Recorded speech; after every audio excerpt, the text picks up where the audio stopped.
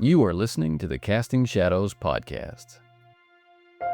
This brief episode is in two parts.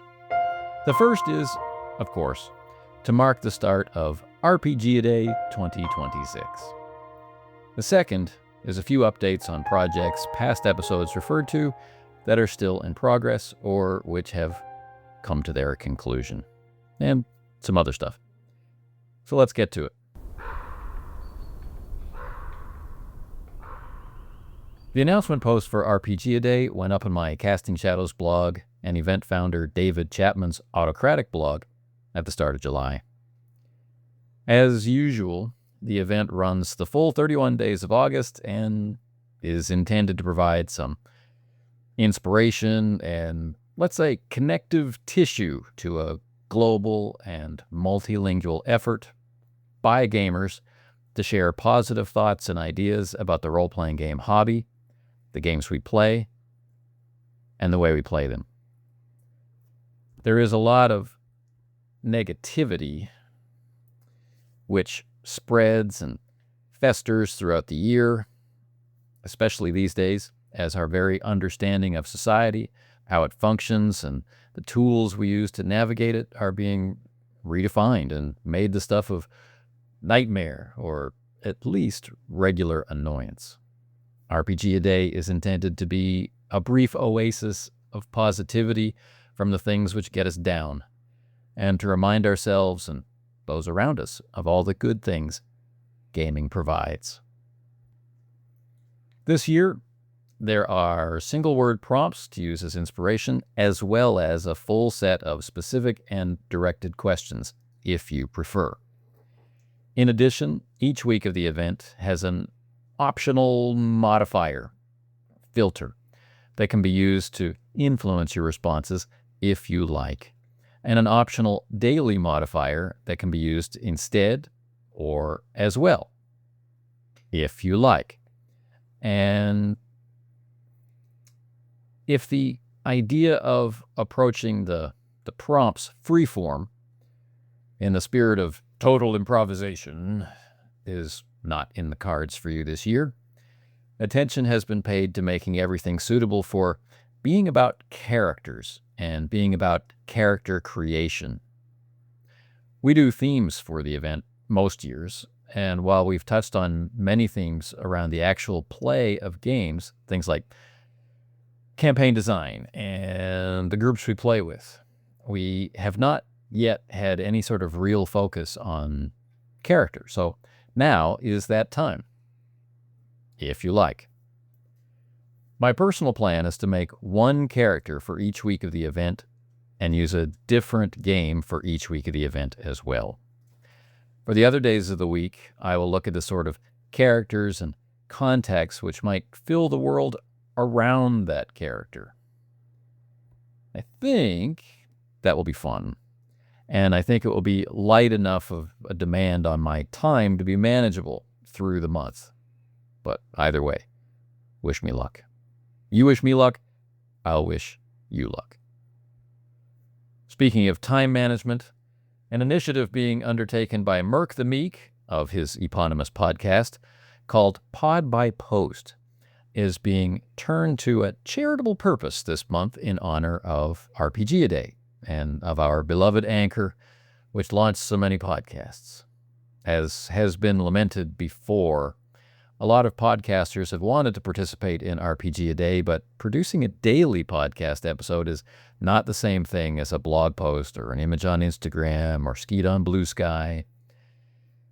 Solutions to this problem have been many, but few have been satisfying, and many people listening to this podcast will have been on the inside of that lack of satisfaction.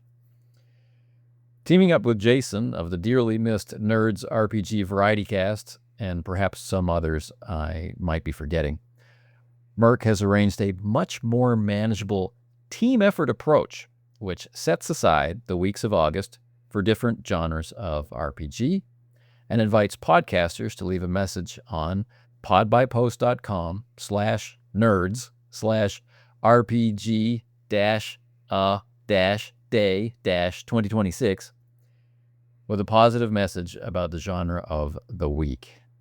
These voice messages will be compiled into weekly episodes, meaty enough to listen to, and not be disruptive of regular broadcast schedules.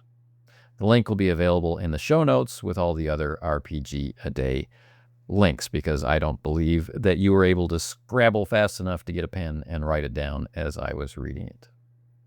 And why rewind? Anyway, thanks for doing this, Merc and Jason. It's a pretty awesome initiative. If I get time, I'll try and participate myself. There are not many updates, but to round out the episode, let's get to them. First, I would be remiss if I did not at some point mention the end of regular episodes from Roleplay Rescue. While any good podcaster needs to know what they want to share and when they have finished sharing it, it can often, if not always, be hard for the audience when a voice you appreciate goes silent. I hope Jay Webster of Roleplay Rescue finds something he wants to share with us again in the future. And at the same time, I hope in the present he enjoys good gaming and more time to do things he enjoys without the pressure of a regular podcast schedule. Thanks for all the episodes, Jay. Second update. Our long-running Call of Cthulhu campaign has come to an end after 3 years. While by its nature it could have continued indefinitely, and really can be resumed at any time, my own schedule this past year has been severely affecting the frequency and duration of sessions. And we found a nice place in all the horrible events to make a clean break for the surviving characters. So we took that opportunity and closed out the campaign. It was a real joy. I got to play with some great people. We got to experience some fantastic characters, some who lived, some who died, some who lived after they died, and all sorts of strange things in between. And that has left me with a huge volume of recorded sessions waiting to be released. So now my mission is to edit and release those remaining sessions. Currently, only 40 of the much more than 40 sessions have been released on YouTube, and they really run a gamut of interesting situations with interesting players and combinations of players, solo play, small group play, large group play, conflict, and cooperation. It's pretty wild. So I'm going to continue to work on that backlog, but forgive me if I'm not going to start or resume work on that backlog until September rolls around. Update number 3.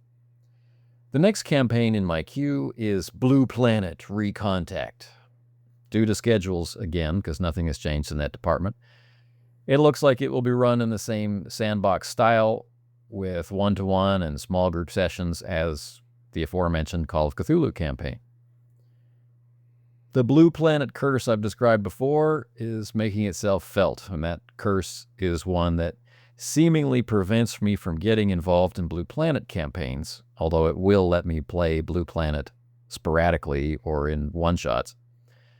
Anyway, that curse is making itself felt, but the players have promised to help me break it, so it's Poseidon or bust. Hopefully it's Poseidon, not bust. Anyway, finally, last update. In news I can share from my editing desk, I have already this year worked on 2 projects for Triple Ace Games and am now starting a third.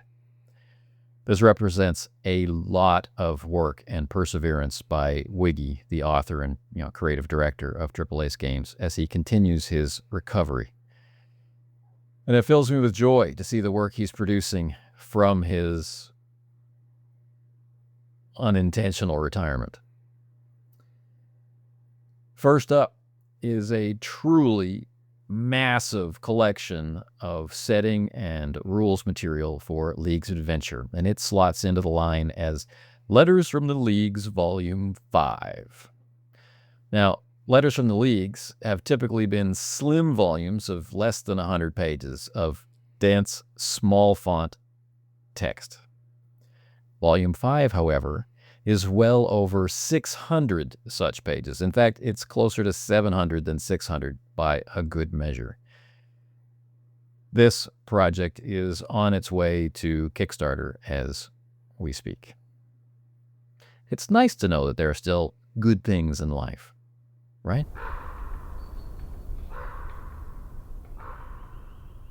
Well, this wraps up this announcement and updates episode. I told you it was going to be brief. I hope it has found you well, and that in the days ahead, you will all, as always, take care. You have been listening to an episode of the Casting Shadows podcast, an extension of the Casting Shadows blog and the Runeslinger YouTube channel. If you have any thoughts to share or comments to make about this episode, any previous episode, or any episode to come, well, you can leave us a voice message via SpeakPipe at speakpipe.com/castingshadows-podcast.